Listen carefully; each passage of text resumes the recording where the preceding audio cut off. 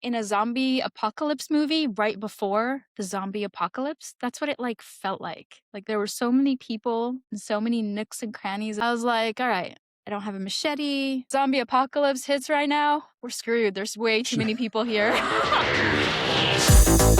No guest, no agenda, just two people who haven't talked since SLAS. And apparently one of them landed in the wrong state.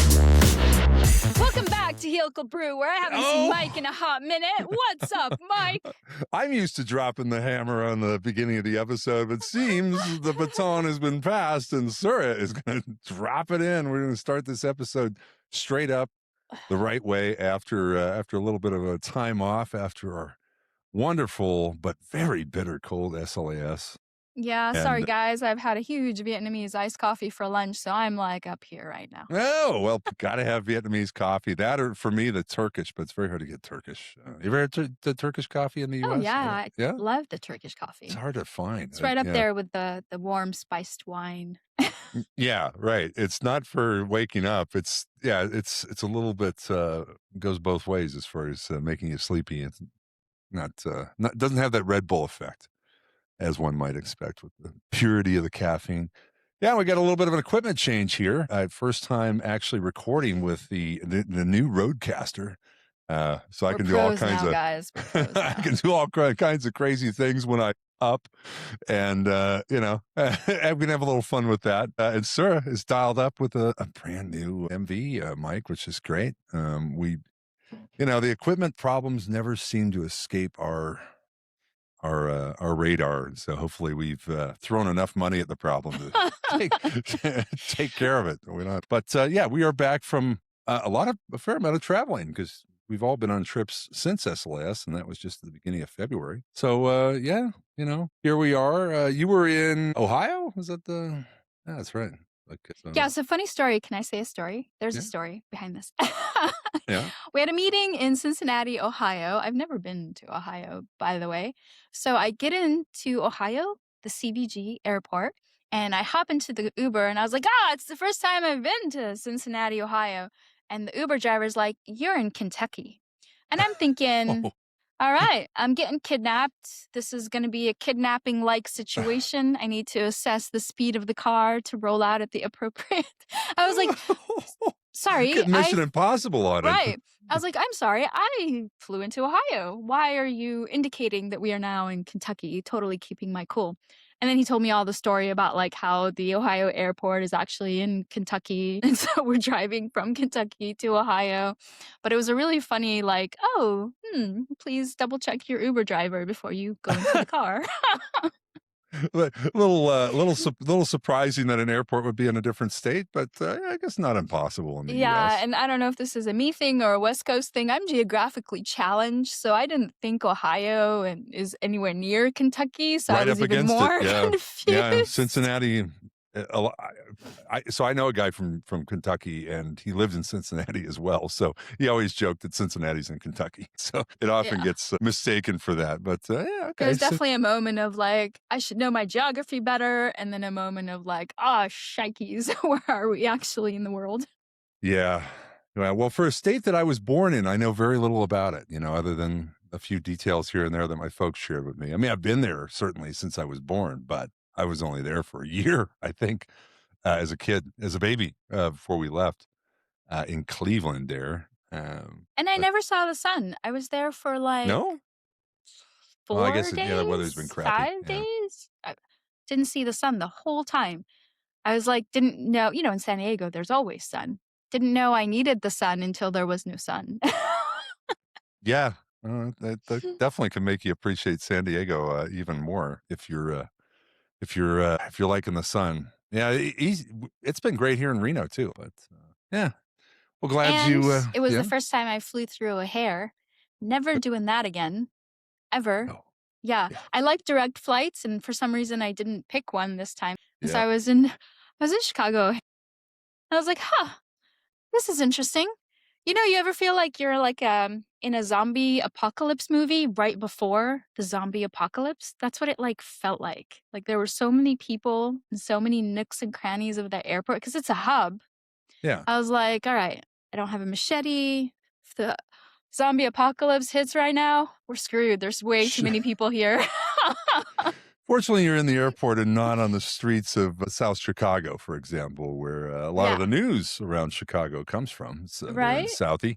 Well, it's Southie, South Boston, but still, it's the Southie of the Midwest. Let's call I it just that. was never been around that many people. Like the density of Yeah. human beings was, yeah, suffocating. Yeah. No, it's definitely an invasion of the personal space. And it's ironic that that kind of density is happening in the Midwest, which the Midwesterners are famous. I can say this because I'm one of them. Arm's length distance is about my comfort level. And they're like, crowding up on you, So, yeah. So, I don't. Yeah. Yeah. Chicago here, not my favorite. If you're going to go through Chicago, I would go with the Southwest option, go from, go to Midway, much nicer little airport in downtown. And, you can get from, if you have to connect, I would rather do it through Midway, frankly. But we'll be burning a lot of gas on our way to Munich. That's where I'm headed. Oh, nice. Yeah, that's going to be cool. We've got the big Analytica show coming up, which is sort of it's like a combination of, like 4 different shows in the US into one big one in Munich, and a lot of mass spec, a lot of analytical chemistry. And then, of course, after that, it'll be the SLAS Europe in Vienna. Yeah, so we're sort of a unfiltered brew that we're doing in between guests. I got some guests that we're currently lining up, and we'll be recording those. So we figured, yeah, we just kind of do a little post SLAS catch up, among all of our travels and whatnot we've done since SLAS. But I gotta say, I mean, I'll just say it right out of the gate. That was one of my favorite SLAS events ever. Was the one in Boston, and I think I was kind of surprised that was the case because it was so cold, and there's also a little bit lower attendance There was because it's in snow. Boston. There was snow. Yeah. Yeah, like I need more. See, now I used to be more novelty, but we get plenty of that here in Reno. So it's like, yeah, that's good. We don't need more.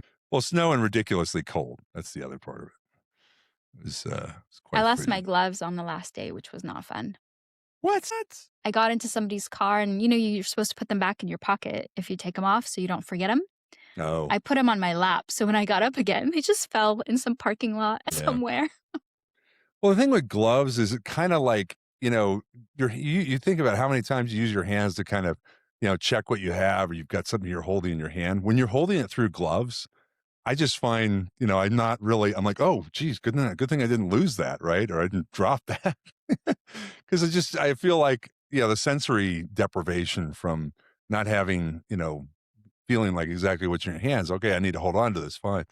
Yeah, I don't know. Gloves, I tend to lose stuff when I'm wearing Yeah. gloves. And it's like no big deal because I don't ever wear gloves. So probably Yeah. not going to need any until the next time I fly Probably shouldn't somewhere. need them the rest of the year at least, Right? Yeah. And we're not going back to Boston for SLAS, so you'll be good. Be right back in the San Diego backyard you got there.